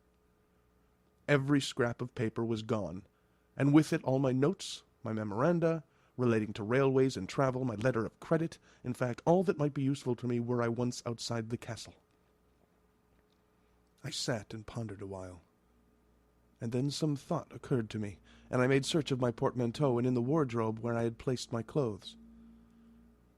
The suit in which I had travelled was gone, and also my overcoat and rug. I could find no trace of them anywhere. This looked like some new scheme of villainy. 17th of June. This morning, as I was sitting on the edge of my bed, cudgelling my brains, I heard without a crackling of whips and pounding and scraping of horses' feet up the rocky path beyond the courtyard. With joy I hurried to the window, and saw drive into the yard 2 great lighter wagons, each drawn by 8 sturdy horses, and at the head of each pair a Slovak, with his wide hat, great nail-studded belt, dirty sheepskin, and high boots. They had also their long staves in hand. I ran to the door, intending to descend and try to join them through the main hall, as I thought that way might be opened for them. Again a shock. My door was fastened on the outside. Then I ran to the window and cried to them. They looked up at me stupidly and pointed, but just then the hetman of the Sagani came out, and seeing them pointing to my window, said something, at which they laughed. Henceforth no effort of mine, no piteous cry or agonized entreaty, would make them even look at me. They resolutely turned away. The lighter wagons contained great square boxes with handles of thick rope. These were evidently empty by the ease with which the Slovaks handled them, and by their resonance when they were roughly moved. When they were all unloaded and packed in a great heap in one corner of the yard, the Slovaks were given some money by the Sagani, and, spitting on it for luck, lazily went each to his horse's head. Shortly afterwards, I heard the crackling of their whips die away in the distance. 24th of June. Last night the Count left me early, and locked himself into his own room. As soon as I dared, I ran up the winding stair, and looked out of the window, which opened south. I thought I would watch for the Count, for there is something going on. The Sagani are quartered somewhere in the castle and are doing work of some kind. I know it, for now and then I hear a far-away muffled sound, as of mattock and spade, and whatever it is, it must be the end of some ruthless villainy. I had been at the window somewhat less than half an hour, when I saw something coming out of the Count's window. I drew back and watched carefully, and saw the whole man emerge. It was a new shock to me to find that he had on the suit of clothes which I had worn whilst travelling here, and slung over his shoulder the terrible bag which I had seen the women take away. There could be no doubt as to his quest, and in my garb too. This, then, is his new scheme of evil, that he will allow others to see me, as they think, so that he may both leave evidence that I have been seen in the towns or villages, posting my own letters, and that any wickedness which he may do shall by the local people be attributed to me. It makes me rage to think that this can go on, and whilst I am shut up here, a veritable prisoner, but without that protection of the law which is even a criminal's right and consolation. I thought I would watch for the Count's return, and for a long time sat doggedly at the window. Then I began to notice that there were some quaint little specks floating in the rays of the moonlight. They were like the tiniest grains of dust, and they whirled round and gathered in clusters in a nebulous sort of way. I watched them with a sense of soothing, and a sort of calm stole over me. I leaned back in the embrasure in a more comfortable position, so that I could enjoy more fully the aerial gambolling. Something made me start up, a low, piteous howling of dogs somewhere far below in the valley, which was hidden from my sight. Louder it seemed to ring in my ears, and the floating motes of dust take new shapes to the sound as they danced in the moonlight. I felt myself struggling to awake to some call of my instincts. Nay, my very soul was struggling, and my half-remembered sensibilities were striving to answer the call. I was becoming hypnotized. Quicker and quicker danced the dust. The moonbeams seemed to quiver as they went by me into the mass of gloom beyond. More and more they gathered till they seemed to take dim phantom shapes. And then I started, broad awake, in full possession of my senses, and ran screaming from the place. The phantom shapes which were becoming gradually materialized from the moonbeams were those 3 ghostly women to whom I was doomed. I fled and felt somewhat safer in my own room, where there was no moonlight and where the lamp was burning brightly. When a couple of hours had passed, I heard something stirring in the Count's room, something like a sharp wail quickly suppressed. And then there was silence, deep, awful silence, which chilled me. With a beating heart I tried the door, but I was locked in my prison and could do nothing. I sat down and simply cried. As I sat, I heard a sound in the courtyard without, the agonized cry of a woman. I rushed to the window, and throwing it up, peered between the bars. There, indeed, was a woman with dishevelled hair, holding her hands over her heart, as one distressed with running. She was leaning against the corner of the gateway. When she saw my face at the window, she threw herself forward, and shouted in a voice laden with menace, "Monster, give me my child!" She threw herself on her knees, and raising up her hands, cried the same words in tones which wrung my heart. Then she tore her hair and beat her breast, and abandoned herself to all the violences of extravagant emotion. Finally she threw herself forward, and though I could not see her, I could hear the beating of her naked hands against the door. Somewhere high overhead, probably on the tower, I heard the voice of the Count calling in his harsh, metallic whisper. His call seemed to be answered from far and wide by the howling of wolves. Before many minutes had passed, a pack of them poured, like a pent-up dam when liberated, through the wide entrance into the courtyard. There was no cry from the woman, and the howling of the wolves was but short. Before long they streamed away singly, licking their lips. I could not pity her, for I knew now what had become of her child, and she was better dead. What shall I do? What can I do? How can I escape from this dreadful thing of night, gloom, and fear? 25th of June. No man knows till he has suffered from the night how sweet and dear to his heart and eye the morning can be. When the sun grew so high this morning that it struck the top of the great gateway opposite my window, the high spot which it touched seemed to me as if the dove from the ark had lighted there. My fear fell from me as if it had been a vaporous garment, which dissolved in the warmth. I must take action of some sort whilst the courage of the day is upon me. Last night one of my post-dated letters went to post, the first of that fatal series which is to blot out the very traces of my existence from the earth. Let me not think of it. Action. It has always been at night time that I've been molested or threatened, or in some way in danger or in fear. I have not yet seen the Count in the daylight. Can it be that he sleeps when others wake, that he may be awake whilst they sleep? If I could only get into his room. But there is no possible way. The door is always locked. No way for me. Yes, there is a way, if one dares to take it. Where his body has gone, why may not another body go? I have seen him myself crawl from his window. Why should not I imitate him, and go in by his window? The chances are desperate, but my need is more desperate still. I shall risk it. At the worst, it can only be death, and a man's death is not a calf's, and the dreaded hereafter may still be open to me. God help me in my task. Goodbye, Mina, if I fail. Goodbye, my faithful friend and second father. Goodbye, all, and last of all, Mina. Same day, later. I have made the effort, and God helping me, have come safely back to this room. I must put down every detail in order. I went whilst my courage was fresh, straight to the window on the south side, and at once got outside on this side. The stones are big and roughly cut, and the mortar has by process of time been washed away between them. I took off my boots and ventured out on the desperate way.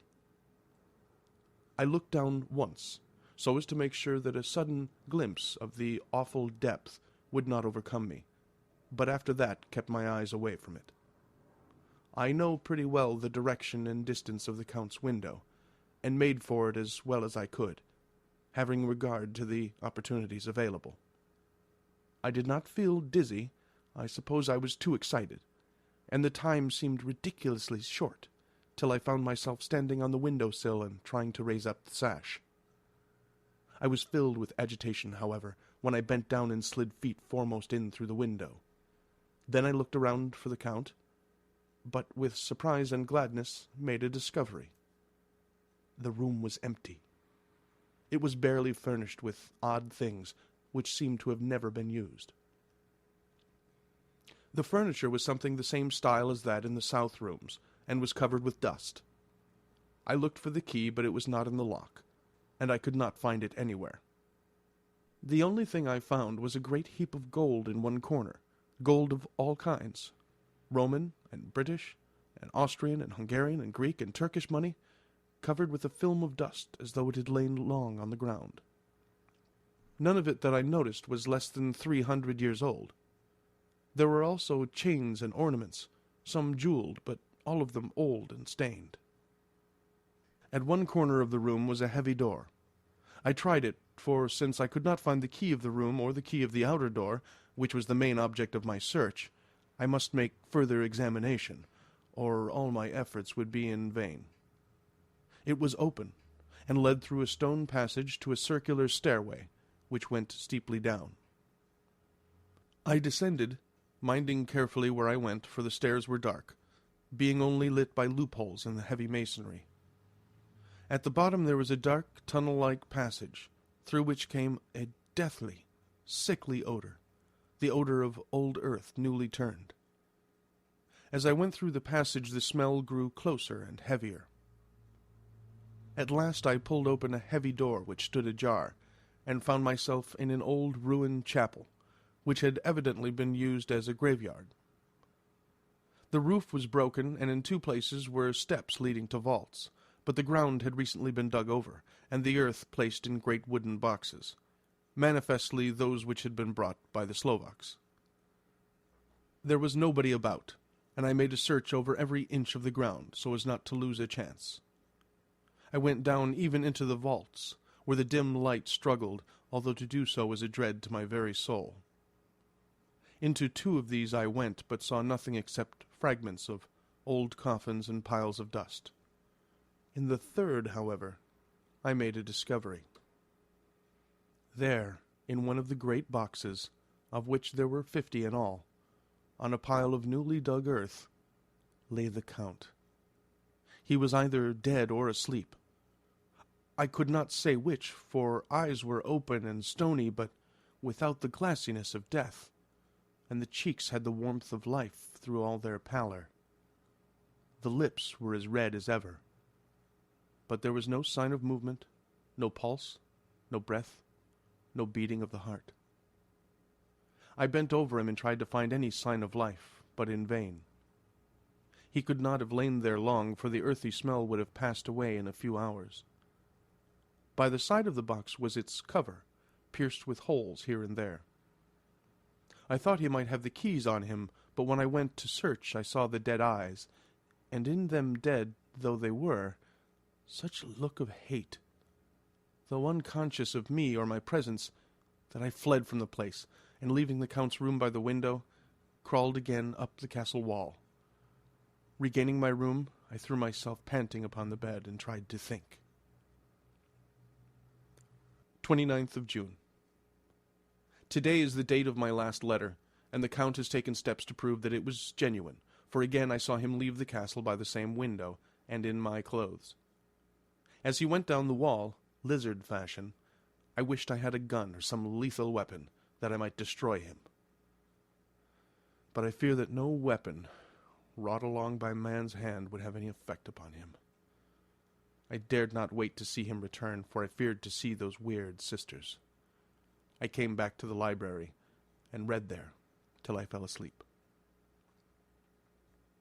I was awakened by the Count, who looked at me as grimly as a man could look, as he said, "Tomorrow, my friend, we must part. You return to your beautiful England, I to some work which may have such an end that we may never meet. Your letter home has been dispatched. Tomorrow I shall not be here, but all shall be ready for your journey. In the morning come the Sagani, who have some labours of their own here, and also come some Slovaks. When they have gone, my carriage shall come for you, and shall bear you to the Borgo Pass, to meet the diligence from Bukovina to Bistritz. But I am in hopes that I shall see more of you at Castle Dracula." I suspected him, and determined to test his sincerity. Sincerity! It seems like a profanation of the word to write it in connection with such a monster, so I asked him point blank, "Why may I not go tonight?" "Because, dear sir, my coachman and horses are away on a mission." "But I would walk with pleasure. I want to get away at once." He smiled, such a soft, smooth, diabolical smile, that I knew there was some trick behind his smoothness. He said, "And your baggage?" "I do not care about it. I can send for it some other time." The Count stood up, and said, with a sweet courtesy which made me rub my eyes, it seemed so real, "You English have a saying, which is close to my heart, for its spirit is that which rules our boyars. Welcome the coming, speed the parting guest. Come with me, my dear young friend. Not an hour shall you wait in my house against your will, though sad am I at your going, and that you so suddenly desire it. Come." With a stately gravity, he, with the lamp, preceded me down the stairs and along the hall. Suddenly he stopped. "Hark!" Close at hand came the howling of many wolves. It was almost as if the sound sprang up at the rising of his hand, just as the music of a great orchestra seems to leap under the baton of the conductor. After a pause of a moment, he proceeded in his stately way to the door, drew back the ponderous bolts, unhooked the heavy chains, and began to draw it open. To my intense astonishment, I saw that it was unlocked. Suspiciously I looked all around, but could see no key of any kind. As the door began to open, the howling of the wolves without grew louder and angrier. Their red jaws, with champing teeth, and their blunt-clawed feet as they leaped, came in through the opening door. I knew then that to struggle at the moment against the Count was useless. With such allies as these at his command, I could do nothing. But still the door continued slowly to open, and only the Count's body stood in the gap. Suddenly it struck me that this might be the moment and means of my doom. I was to be given to the wolves, and at my own instigation. There was a diabolical wickedness in the idea great enough for the Count, and as the last chance I cried out, "Shut the door! I shall wait till morning!" And I covered my face with my hands to hide my tears of bitter disappointment. With one sweep of his powerful arm, the Count threw the door shut, and the great bolts clanged and echoed through the hall as they shot back into their places. In silence we returned to the library, and after a minute or two I went to my own room. The last I saw of Count Dracula was his kissing his hand to me, with a red light of triumph in his eyes, and with a smile that Judas in hell might be proud of. When I was in my room and about to lie down, I thought I heard a whispering at my door. I went to it softly and listened. Unless my ears deceived me, I heard the voice of the Count. "Back to your own place. Your time has not yet come. Wait, have patience. Tonight is mine. Tomorrow night is yours." There was a low, sweet ripple of laughter, and in a rage I threw open the door, and saw without the three terrible women licking their lips. As I appeared, they all joined in a horrible laugh and ran away. I came back to my room and threw myself on my knees. It is then so near the end? Tomorrow. Lord, help me and those to whom I am dear. 30th of June. These may be the last words I ever write in this diary. I slept till just before the dawn, and when I woke threw myself on my knees, for I determined that if death came, he should find me ready. At last I felt that subtle change in the air, and knew that the morning had come. Then came the welcome cockcrow, and I felt that I was safe. With a glad heart, I opened the door and ran down the hall. I had seen that the door was unlocked, and now escape was before me. With hands that trembled with eagerness, I unhooked the chains and threw back the massive bolts. But the door would not move. Despair seized me. I pulled and pulled at the door, and shook it till, massive as it was, it rattled in its casement. I could see the bolt shot. It had been locked after I left the Count. Then a wild desire took me to obtain the key at any risk, and I determined then and there to scale the wall again and gain the Count's room. He might kill me, but death now seemed the happier choice of evils. Without a pause I rushed up to the east window and scrambled down the wall as before, into the Count's room. It was empty, but that was as I expected. I could not see a key anywhere, but the heap of gold remained. I went through the door in the corner, and down the winding stair, and along the dark passage to the old chapel. I knew now well enough where to find the monster I sought. The great box was in the same place, close against the wall, but the lid was laid on it, not fastened down, but with the nails ready in their places to be hammered home. I knew I must reach the body for the key, so I raised the lid and laid it back against the wall. And then I saw something which filled my very soul with horror. There lay the Count, but looking as if his youth had been half restored. For the white hair and mustache were changed to dark iron gray. The cheeks were fuller, and the white skin seemed ruby red underneath. The mouth was redder than ever, for on the lips were gouts of fresh blood, which trickled from the corners of the mouth and ran down over the chin and neck. Even the deep, burning eyes seemed set amongst swollen flesh, for the lids and pouches underneath were bloated. It seemed as if the whole awful creature was simply gorged with blood. He lay like a filthy leech, exhausted with his repletion. I shuddered as I bent over to touch him, and every sense in me revolted at the contact, but I had to search, or I was lost. The coming night might see my own body a banquet in a similar war to those horrid three. I felt all over the body, but no sign could I find of the key. Then I stopped and looked at the Count. There was a mocking smile on the bloated face which seemed to drive me mad. This was the being I was helping to transfer to London, where, perhaps, for centuries to come, he might, amongst his teeming millions, satiate his lust for blood, and create a new and ever-widening circle of semi-demons to batten on the helpless. The very thought drove me mad. A terrible desire came upon me to rid the world of such a monster. There was no lethal weapon at hand, but I seized a shovel, which the workmen had been using to fill the cases, and lifting it high, struck with the edge downward at the hateful face. But as I did so, the head turned, and the eyes fell upon me with all their blaze of basilisk horror. The sight seemed to paralyze me, and the shovel turned in my hand and glanced from my face, merely making a deep gash above the forehead. The shovel fell from my hand across the box, and as I pulled it away, the flange of the blade caught the edge of the lid, which fell over again, and hid the horrid thing from my sight. The last glimpse I had was of the bloated face, blood-stained, and fixed with a grin of malice, which would have held its own in the nethermost hell. I thought and thought what should be my next move, but my brain seemed on fire, and I waited with a despairing feeling growing over me.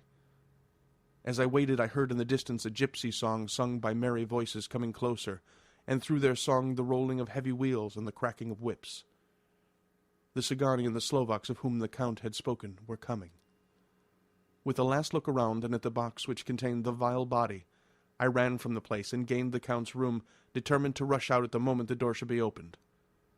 With strained ears I listened, and heard downstairs the grinding of the key in the great lock, and the falling back of the heavy door.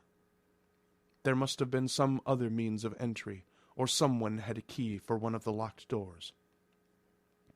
Then there came the sound of many feet tramping and dying away in some passage which sent up a clanging echo. I turned to run down again towards the vault, where I might find the new entrance, but at the moment there seemed to come a violent puff of wind, and the door to the winding stair blew to with a shock that set the dust from the lintels flying. When I ran to push it open, I found that it was hopelessly fast. I was again a prisoner, and the net of doom was closing round me more closely. As I write, there is in the passage below a sound of many tramping feet, and the crash of weights being set down heavily, doubtless the boxes with their freight of earth. There is a sound of hammering. It is the box being nailed down. Now I can hear the heavy feet tramping again along the hall, with many other idle feet coming behind them. The door is shut. The chains rattle. There is a grinding of the key in the lock. I can hear the key withdrawn, then another door opens and shuts. I hear the creaking of lock and bolt. Hark! In the courtyard and down the rocky way the roll of heavy wheels, the crack of whips, and the chorus of the Cigani as they pass into the distance. I am alone in the castle, with those horrible women. Faugh! Mina is a woman, and there is naught in common. They are devils of the pit. I shall not remain alone with them. I shall try to scale the castle wall farther than I have yet attempted. I shall take some of the gold with me, lest I want it later. I may find a way from this dreadful place. And then away for home. Away to the quickest and nearest train, away from the cursed spot, from this cursed land where the devil and his children still walk with earthly feet. At least God's mercy is better than that of those monsters, and the precipice is steep and high. At its foot a man may sleep, as a man. Goodbye, all. Mina. End of chapter 4. Dracula by Bram Stoker. Chapter 5. Letter from Miss Mina Murray to Miss Lucy Westenra. 9th of May. My dearest Lucy, forgive my long delay in writing, but I have been simply overwhelmed with work. The life of an assistant schoolmistress is sometimes trying. I am longing to be with you and by the sea, where we can talk together freely and build our castles in the air. I have been working very hard lately, because I want to keep up with Jonathan's studies, and I have been practicing shorthand very assiduously. When we are married, I shall be able to be useful to Jonathan, and if I can stenograph well enough, I can take down what he wants to say in this way, and write it out for him on the typewriter, at which also I am practicing very hard. He and I sometimes write letters in shorthand, and he is keeping a stenographic journal of his travels abroad. When I am with you, I shall keep a diary in the same way. I don't mean one of those 2 pages to the week with Sundays squeezed in a corner diaries, but a sort of journal which I can write in whenever I feel inclined.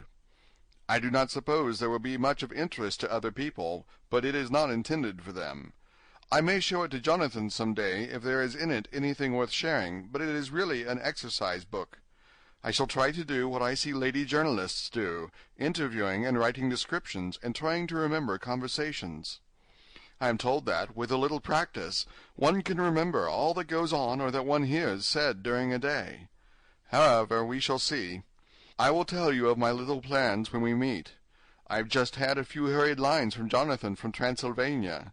He is well, and will be returning in about a week. I am longing to hear all his news. It must be nice to see strange countries. I wonder if Jonathan and I, shall ever see them together. There is the 10 o'clock bell ringing. Good-bye. Your loving Mina. Tell me all the news when you write. You have not told me anything for a long time. I hear rumors, and especially of a tall, handsome, curly-haired man. Letter, Lucy Westenra to Mina Murray. 17 Chatham Street, Wednesday. My dearest Mina, I must say you tax me very unfairly with being a bad correspondent. I wrote you twice since we parted, and your last letter was only your second. Besides, I have nothing to tell you. There is really nothing to interest you. Town is very pleasant just now, and we go a great deal to picture galleries, and for walks and rides in the park. As to the tall, curly-haired man, I suppose it was the one who was with me at the last pop. Someone has evidently been telling tales. That was Mr. Homewood. He often comes to see us, and he and Mamma get on very well together. They have so many things to talk about in common. We met some time ago a man that would just do for you if you were not already engaged to Jonathan. He is an excellent party, being handsome, well off, and of good birth. He is a doctor, and really clever. Just fancy! He is only 29, and he has an immense lunatic asylum all under his own care. Mr. Homewood introduced him to me, and he called here to see us, and often comes now. I think he is one of the most resolute men I ever saw, and yet the most calm. He seems absolutely imperturbable. I can fancy what a wonderful power he must have over his patients. He has a curious habit of looking one straight in the face, as if trying to read one's thoughts. He tries this on very much with me, but I flatter myself he has got a tough nut to crack. I know that from my glass. Do you ever try to read your own face? I do, and I can tell you it is not a bad study, and it gives you more trouble than you can well fancy if you have never tried it. He says that I afford him a curious psychological study, and I humbly think I do. I do not, as you know, take sufficient interest in dress to be able to describe the new fashions. Dress is a bore. That is slang again, but never mind. Arthur says that every day. There, it is all out, Mina. We have told all our secrets to each other since we were children. We have slept together and eaten together, and laughed and cried together, and now, though I have spoken, I would like to speak more. Oh, Mina, couldn't you guess? I love him. I am blushing as I write, for although I think he loves me, he has not told me so in words. But oh, Mina, I love him. I love him. There, that does me good. I wish I were with you, dear, sitting by the fire undressing, as we used to sit, and I would try to tell you what I feel. I do not know how I am writing this even to you. I am afraid to stop, or I should tear up the letter, and I don't want to stop, for I do so want to tell you all. Let me hear from you at once, and tell me all that you think about it. Mina, pray for my happiness. Lucy. P.S. I need not tell you this is a secret. Good night again, L. Letter, Lucy Westenra to Mina Murray, 24th of May. My dearest Mina, thanks and thanks and thanks again for your sweet letter. It was so nice to be able to tell you and to have your sympathy. My dear, it never rains but it pours. How true the old proverbs are. Here am I, who shall be 20 in September, and yet I never had a proposal till today, not a real proposal, and today I had 3. Just fancy, 3 proposals in one day. Isn't it awful? I feel sorry, really and truly sorry, for 2 of the poor fellows. Oh, Mina, I am so happy that I don't know what to do with myself, and 3 proposals. But for goodness sake, don't tell any of the girls, or they would be getting all sorts of extravagant ideas, and imagining themselves injured and slighted if in their very first day at home they did not get 6 at least. Some girls are so vain. You and I, Mina dear, who are engaged and are going to settle down soon soberly into old married women, can despise vanity. Well, I must tell you about the 3, but you must keep it a secret, dear, from everyone, except, of course, Jonathan. You will tell him, because I would, if I were in your place, certainly tell Arthur. A woman ought to tell her husband everything. Don't you think so, dear? And I must be fair. Men like women, certainly their wives, to be quite as fair as they are, and women, I am afraid, are not always quite as fair as they should be. Well, my dear, number 1 came just before lunch. I told you of him, Dr. John Seward, the lunatic asylum man, with the strong jaw and the good forehead. He was very cool outwardly, but was nervous all the same. He had evidently been schooling himself as to all sorts of little things, and remembered them, but he almost managed to sit down on his silk hat, which men don't generally do when they are cool. And then when he wanted to appear at ease, he kept playing with the lancet in a way that made me nearly scream. He spoke to me, Mina, very straightforwardly. He told me how dear I was to him, though he had known me so little, and what his life would be with me to help and cheer him. He was going to tell me how unhappy he would be if I did not care for him, but when he saw me cry, he said he was a brute, and would not add to my present trouble. Then he broke off, and asked if I could love him in time, and when I shook my head his hands trembled, and then with some hesitation he asked me if I cared already for anyone else. He put it very nicely, saying that he did not want to wring my confidence from me, but only to know, because if a woman's heart was free, a man might have hope. And then, Mina, I felt a sort of duty to tell him that there was someone. I only told him that much, and then he stood up, and he looked very strong and very grave as he took both my hands in his, and said he hoped I would be happy, and that if I ever wanted a friend I must count him one of my best. Oh, Mina dear, I can't help crying, and you must excuse this letter being all blotted. Being proposed to is all very nice and all that sort of thing, but it isn't at all a happy thing when you have to see a poor fellow, whom you know loves you honestly, going away and looking all broken-hearted, and to know that, no matter what he may say at the moment, you are passing out of his life. My dear, I must stop here at present. I feel so miserable, though I am so happy. Evening. Arthur has just gone, and I feel in better spirits than when I left off, so I can go on telling you about the day. Well, my dear, number 2 came after lunch. He is such a nice fellow, an American from Texas, and he looks so young and so fresh that it seems almost impossible that he has been to so many places and had such adventures. I sympathize with poor Desdemona when she had such a stream poured in her ear, even by a black man. I suppose that we women are such cowards that we think a man will save us from fears, and we marry him.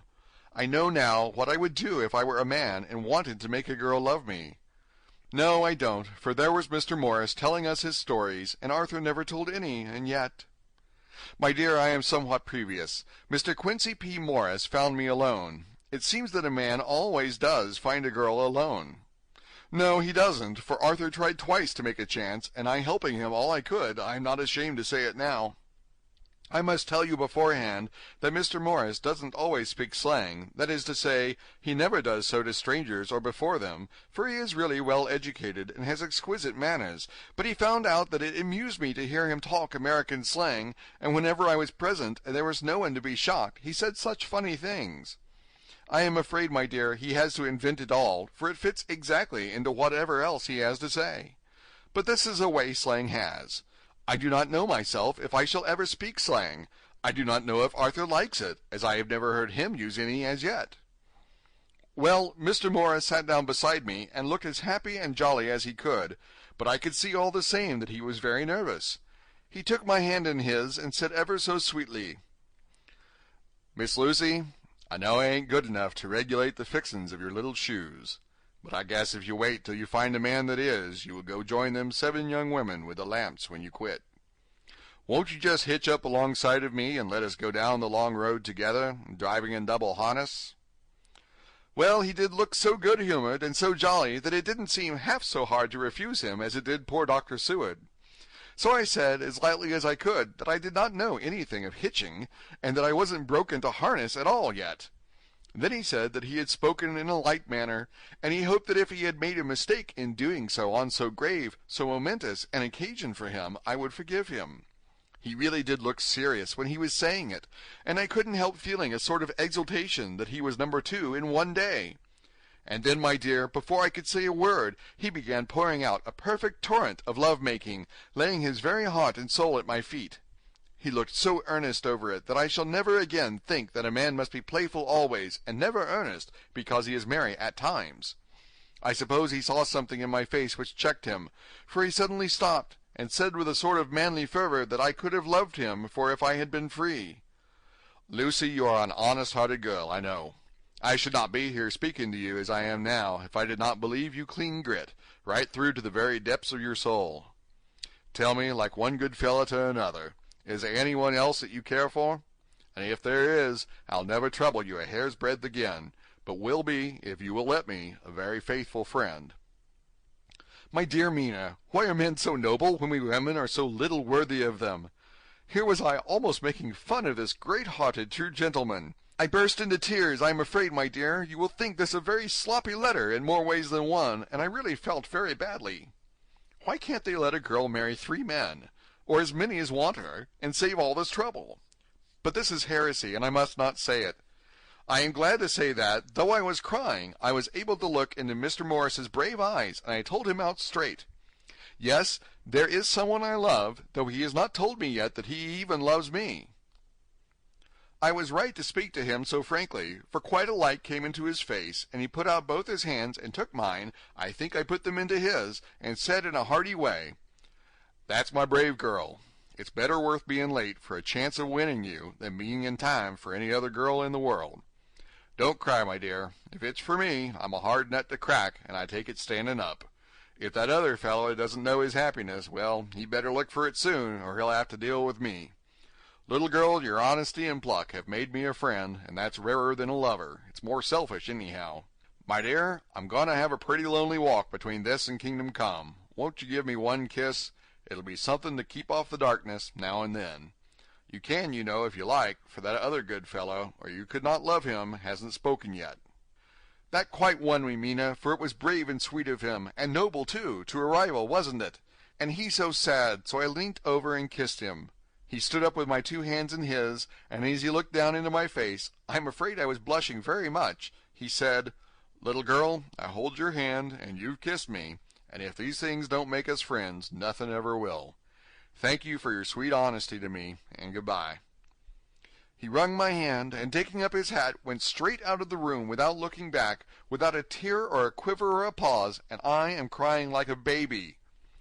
Why must a man like that be made unhappy when there are lots of girls about who would worship the very ground he trod on? I know I would if I were free, only I don't want to be free. My dear, this quite upset me, and I feel I cannot write of happiness just at once after telling you of it, and I don't wish to tell of the number 3 until it can be all happy. Ever your loving, Lucy. P.S. Oh, about number 3. I needn't tell you of number 3, need I? Besides, it was all so confused. It seemed only a moment from his coming into the room till both his arms were round me and he was kissing me. I am very, very happy, and I don't know what I have done to deserve it. I must only try in the future to show that I am not ungrateful to God for all his goodness to me in sending to me such a lover, such a husband, and such a friend. Goodbye. Dr. Seward's Diary, kept in phonograph. May 25th. Ebb tide and appetite today.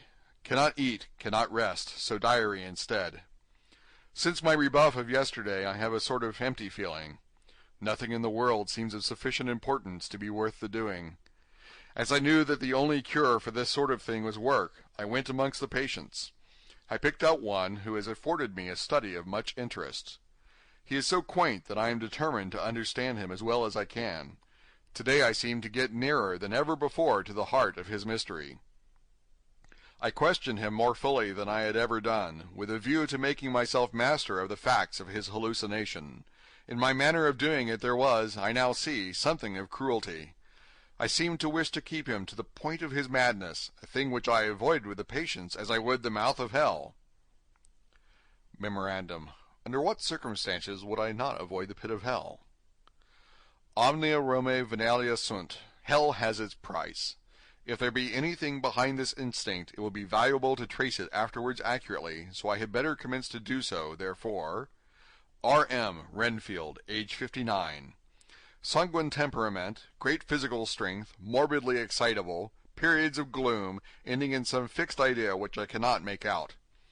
I presume that the sanguine temperament itself and the disturbing influence end in a mentally accomplished finish, a possibly dangerous man, probably dangerous if unselfish. In selfish men, caution is as secure an armor for their foes as for themselves. What I think of on this point is, when self is the fixed point, the centripetal force is balanced with the centrifugal. When duty, a cause, etc., is the fixed point, the latter force is paramount, and only accident or a series of accidents can balance it. Letter, Quincy P. Morris to Honorable Arthur Holmwood, 25th of May. My dear Art, we've told yarns by the campfire in the prairies, and dressed one another's wounds after trying a landing at the Marquesas, and drunk healths on the shore of Titicaca. There are more yarns to be told, and other wounds to be healed, and another health to be drunk. Won't you let this be at my campfire tomorrow night? I have no hesitation in asking you, as I know a certain lady is engaged to a certain dinner party, and that you are free. There will only be one other, our old pal at the Korea, Jack Seward. He's coming too, and we both want to mingle our weeps over the wine cup, and to drink a health with all our hearts to the happiest man in all the wide world, who has won the noblest heart that God has made, and best worth winning. We promise you a hearty welcome, and a loving greeting, and a health as true as your own right hand. We shall both swear to leave you at home if you drink too deep to a certain pair of eyes. Come. Yours as ever and always, Quincy P. Morris. Telegram from Arthur Holmwood to Quincy P. Morris, 26th of May. Count me in every time. I bear messages which will make both your ears tingle. Art.